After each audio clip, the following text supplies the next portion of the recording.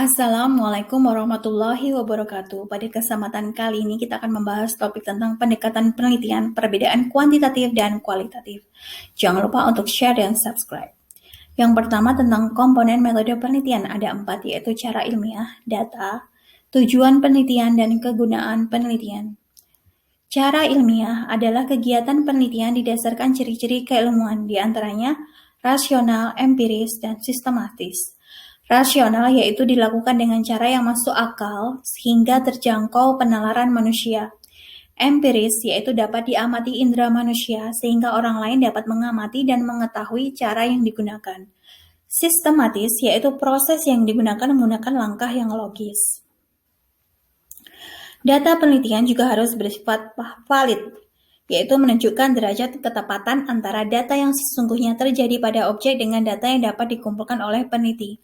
Misal, korban tsunami 900.000 orang dilaporkan berbeda, maka tidak valid. Reliable, yaitu menunjukkan derajat konsistensi data dalam interval waktu tertentu. Misal, peserta pelatihan 50 orang, sumber data ditanya tetap 50 orang sampai kapanpun. Objektif, yaitu derajat persamaan persepsi berkenaan dengan kesepakatan antar banyak orang atau interpersonal agreement. Misal, data peneliti berbeda pada satu objek, berarti data tidak objektif. Macam-macam data ada 2, yaitu kualitatif dan kuantitatif. Data kuantitatif terbagi menjadi 2, data diskrit atau nominal dan data kontinum atau hasil pengukuran. Data kontinum terbagi menjadi 3, yaitu ordinal, interval, dan rasio. Data kualitatif adalah data yang dinyatakan dalam bentuk kata, kalimat, atau gambar.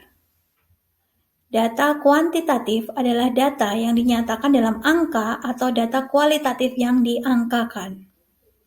Data kuantitatif terbagi menjadi 2, yaitu data diskrit atau nominal, data yang hanya dapat digolong-golongkan secara terpisah, diskrit atau kategori. Data diperoleh dari hasil menghitung. Misal, dalam satu kelas setelah dihitung terdapat 50 mahasiswa, terdiri atas 30 pria dan 20 wanita. Kategori pria dan juga kategori wanita. Yang kedua, data kontinum. Data yang bervariasi menurut tingkatan dan diperoleh dari hasil pengukuran. Data kontinum terbagi menjadi 3, data kontinum ordinal, data kontinum interval, dan data kontinum rasio. Data kontinum ordinal adalah data yang berbentuk ranking atau peringkat, misalnya juara 1, 2, 3. Data kontinum ordinal adalah data yang dinyatakan dalam skala dengan jarak satu data dengan data yang lain tidak sama. Ranking 1 nilainya 88, ranking 2 nilainya 83, ranking 3 nilainya 66, ranking 4 nilainya 60, ranking 5 nilainya 40, dan ranking 6 nilainya 30. Kita lihat di sini jarak antara ranking 1 dan ranking 2 dengan ranking 2 ke 3, 3 ke 4, 4 ke 5, dan 5 ke 6 ini berbeda satu sama lain. Yang kedua, data kontinum interval adalah data yang jaraknya sama tetapi tidak mempunyai nilai 0 absolut atau mutlak. Misal skala termometer atau skala suhu, walaupun ada nilai 0 derajat Celcius tetapi nilai 0 ini tetap ada nilainya. Data interval dapat dibuat menjadi data ordinal atau peringkat. Contohnya gambar di bawah ini. Data interval menunjukkan -2, -1, 0, 1, 2, 3, dan seterusnya. Nah, di sini kita bisa menjadikan data ordinal dengan memberikan peringkat 1, 2, 3, 4, 5, dan seterusnya. Yang ketiga adalah data kontinum rasio, adalah data yang jaraknya sama dan mempunyai nilai 0 mutlak. Misal, berat 0 kg, berarti nilai 0 di situ sifatnya mutlak, yang mana tidak ada bobotnya. Data ini juga dapat dirubah ke dalam interval dan ordinal atau dapat dijumlahkan atau dikalikan. Tujuan penelitian ada 3, yaitu penemuan, pembuktian, dan pengembangan. Disebut penemuan jika sebelumnya belum pernah diketahui. Disebut pembuktian jika membuktikan keraguan terhadap informasi atau pengetahuan tertentu. Disebut pengembangan jika memperdalam dan memperluas pengetahuan yang sudah ada. Kegunaan penelitian yang pertama adalah memahami masalah, di mana peneliti memperjelas suatu masalah atau informasi yang tidak diketahui, dan selanjutnya menjadi tahu.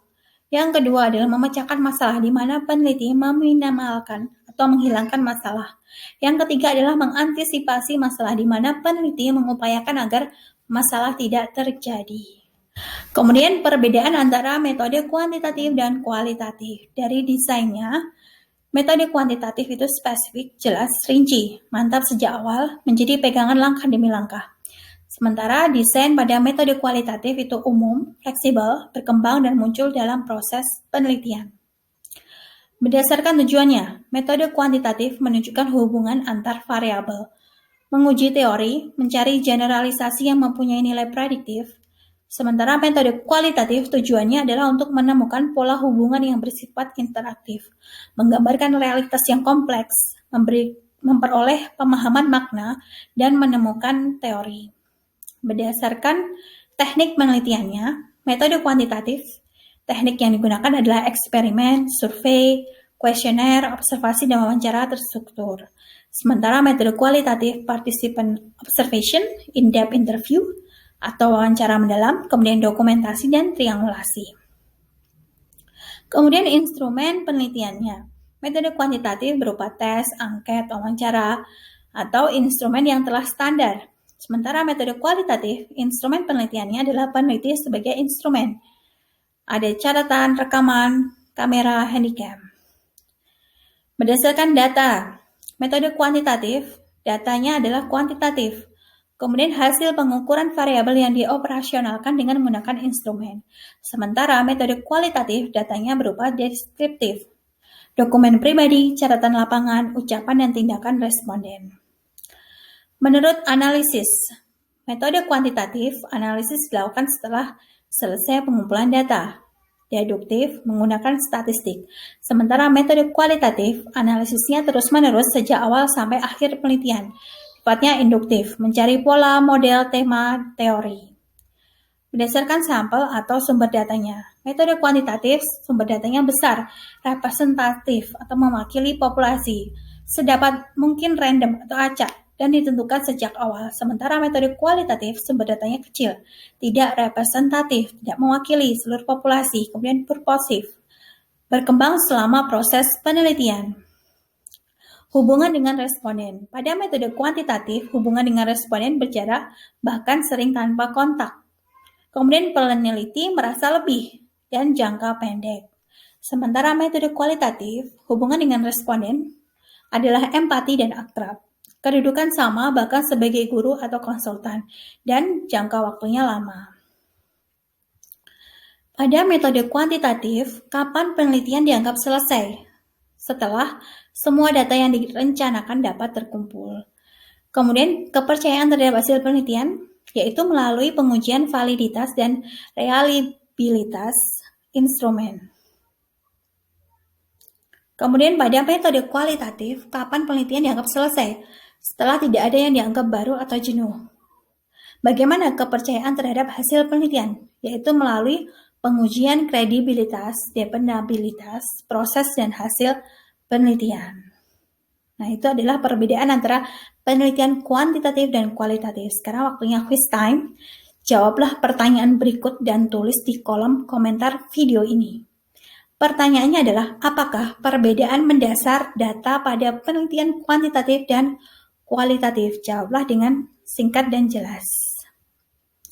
Selanjutnya, silakan klik link di deskripsi box pada video ini untuk latihan soal di http://bit.ly/quizmatpen2. Oke, sekian materi kali ini. Terima kasih. Wassalamualaikum warahmatullahi wabarakatuh.